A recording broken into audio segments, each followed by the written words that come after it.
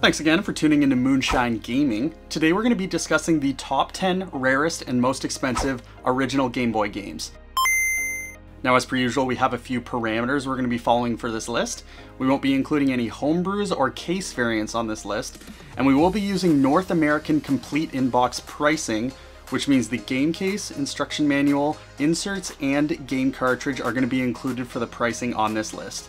Now, you may notice that I'm wearing some different attire today, but I'm just getting amped up for the NFL season to start. It's starting this week, so go Packers go. But without further ado, let's get into it. First up, we've got Fish Dude. This is a side-scrolling underwater action game that was released in 1991. The premise of Fish Dude is easy enough to explain. Eat or be eaten. There are 18 levels in the game, and each level your fish has to eat 20 other fish while avoiding one huge fish that stalks you through the level and is hungry for you alone. You catch fish by swimming into them with your mouth open, then chewing them up by rapidly pressing the A button. One thing to note is that chewing takes several seconds, making you easy prey for the big fish if it happens to swim by. You're only given 3 lives before the game over screen, making this game actually pretty difficult to complete, especially in one try. Luckily, there is a password system that kicks in after the 3rd stage. The graphics are pretty mediocre, with most of the levels looking the same, but on the other hand, the music in the game is actually pretty solid. Overall, Fish Dude is a fun and addictive game with good music, but some gameplay gimmicks can feel a bit frustrating. It's worth a play if you can find it for cheap. This game's worth $626. Next up, we've got Castlevania Legends. This is a side-scrolling platformer that was released in 1998. It was the 3rd Castlevania game that was released on the Game Boy. You take control of Sonia Belmont, who's on the hunt to destroy Dracula. The graphics were slightly improved from prior games, eliminating the blur problem that was evident in previous installments. The music and sound effects in game are good, but I wouldn't say they're great. The gameplay's pretty good, with the nice addition of the burning mode, which gives you invincibility. This can come in pretty handy. Unfortunately, you still can't change directions when in midair, and sometimes the controls can feel a bit unresponsive. The game is also very easy, and I would go as far as saying it's one of the easiest Castlevania games. To be honest, I expected more from this game, with it being the 3rd Castlevania installment on the Game Boy, and it being released at the end of the Game Boy's life. You would think they would have been able to utilize the hardware a bit better. I wouldn't say it's a bad game, I would say that it's just okay. It's worth checking out if you're a fan of the Castlevania series. This game's worth $751. Next up, we've got Sumo Fighter. This is an action game that was released in 1993. There's not much of a story to this game. Basically, a woman gets kidnapped by a ninja, and then you take control of a sumo wrestler who's in charge of rescuing her. That's pretty much it. They don't even tell you the main character's name. The platforming in this game is pretty standard, including jumping, attacking, and some special moves. There's even a dash and a dash attack, which is really cool. The biggest thing that sets this game apart from other platformers is the fact that you can actually level up your moves, which gives this game an RPG aspect to it. You do this by getting experience points by collecting specific items. Another cool addition to the game is the bonus mini-games at the end of each area. These will range from arm and thumb wrestling to sumo wrestling, and will also give you experience points if you win. To unlock the full ending, you'll need to beat the game on hard mode, which unlocks super mode, then beat the game on the newly unlocked super mode. There's definitely no lack of replayability with this game. Sumo Fighter has plenty of quirky aspects and is pretty fun. Go give it a try if you're looking for a platforming game with minor RPG elements. This game's worth $778. Next up, we've got F1 Pole Position. This is a Formula 1 racing game that was released in 1993. The game was originally released in Japan under the name Nokojima Satoru Kanshu F1 Hero GB92. Say that 10 times fast. It was later ported to the US and Canada under the name F1 Pole Position with some minor changes. You'll see the usual suspects when it comes to game modes in this game: Grand Prix, Training, and Multiplayer.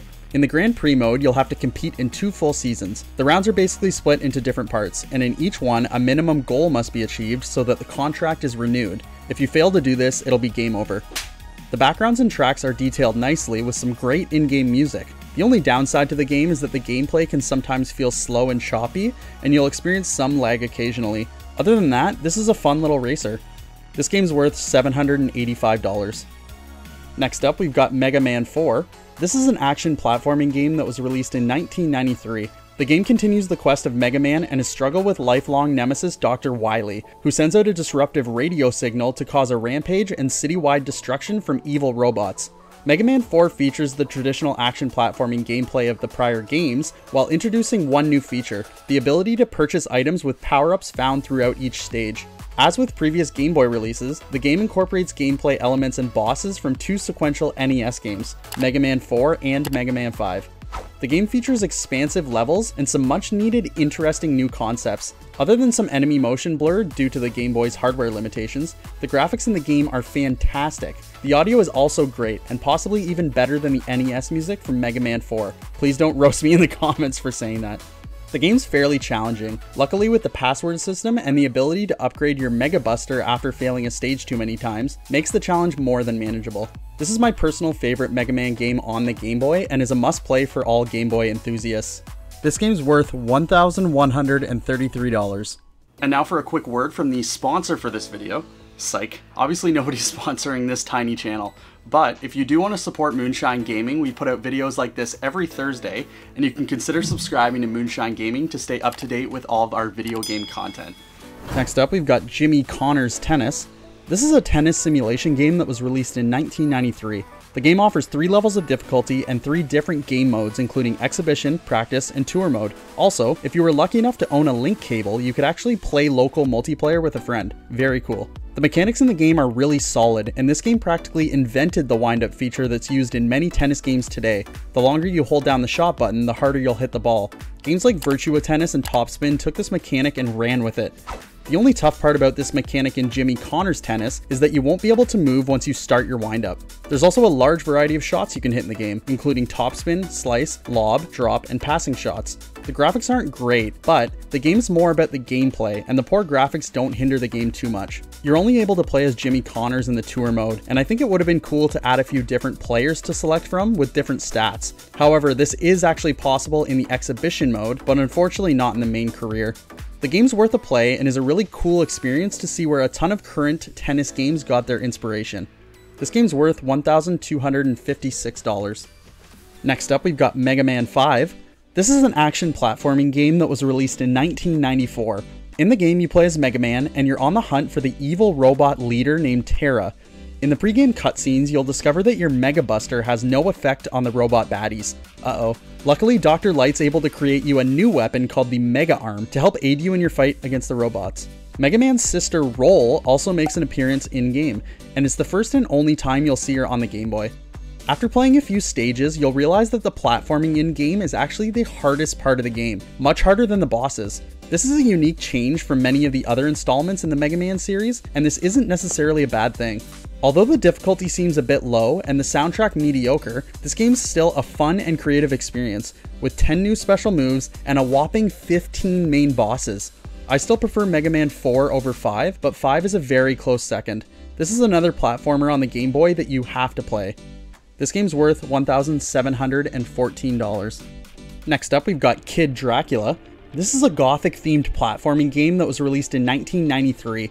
Kid Dracula is actually a spin-off of Castlevania, and it basically takes all the platforming goodness from Castlevania and builds a very unique adventure around it. It's a fairly traditional platformer with lots of jumping, attacking enemies, and completing stages. Similar to Mega Man, you'll unlock a unique special ability by completing each area. The game has some of the smoothest and responsive controls on the Game Boy. The special attacks are also easy to toggle through and execute, especially when the pressure's on and you're in the heat of battle. All the bosses in the game are incredible, with a wide variety of imaginative pattern-based attacks and movements. The music's also great, and the large and detailed character and enemy sprites look amazing also. It's crazy to think that this was such an early release on the Game Boy. Konami was able to cram so much platforming awesomeness into one Game Boy cartridge. Great visuals, a catchy musical score, and some of the tightest play control seen on the system all come together to form one of the most charming and playable platformers available on the Game Boy. This is another game that's definitely worth your time. This game's worth $1,862. Next up, we've got Amazing Tater. This is a puzzle game that was released in 1992. Amazing Tater is technically a sequel to the game Quirk, which was also developed by Atlas and released for the Game Boy. You take control of a potato named Spud, and you must guide him to the exit of each level, which consists of several obstacles. By pushing crates, the player fills holes that can be crossed. Different shaped crates and holes create puzzle-like situations, and the player must also manipulate rotation devices to reach the goal. There are 4 different modes in the game, which include a practice mode, a beginner mode, a normal puzzle mode, and an action mode containing 2 stories, either Mega Picnic or Puzzle Forest. For what it is, the controls are solid, the music is catchy, and the levels are actually pretty fun. If you're into puzzle games, this is an addicting and fun game with some seriously relentless difficulty in the later stages. Luckily, there is a password system that will allow you to skip already completed stages. This is a great game for puzzle enthusiasts. This game's worth $2,192. Next up, number 1, Spud's Adventure. This is an adventure game that was released in 1991. This was a spin-off of the game Quirk. In Spud's Adventure, the player takes the role of a potato who's tasked with rescuing the king's kidnapped daughter.